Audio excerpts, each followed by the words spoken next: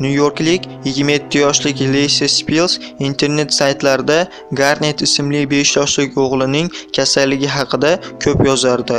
U hattoki Garnetning sayohatlari deb nomlangan o'zining internet blogini ham ochadi. 2014-yilning yanvarida Garnetni bolalar shifoxonasiga yotqizishadi. Uning qonida hayot uchun xavfli miqdordagi natriy moddasi borligi aniqlanadi. Bir necha kundan so'ng 23-yanvarda bola olamdan o'tadi. Tekshiruvlar natijasida Lacey Spills o'g'liga qasddan natriy moddasini iste'mol qildirgani aniqlanadi.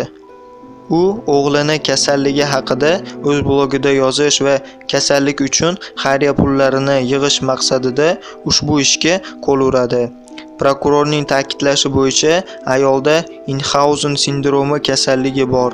Bu sindromi borlar sal narsaga vahima qilishadi va yolg'ondan o'zida kasallik belgilarini namoyon qila olishlari mumkin. Sud jarayonida Lacey Spills o'z aybini tan olmadi. Advokatining sharofati bilan u butun umrga qamoq jazosidan qutulib qoldi. Bunga uning ruhiy kasalligi sabab qilib ko'rsatildi. 2015-yilning aprelida Lacey Spills 20 yilga ozodlikdan mahrum qilindi.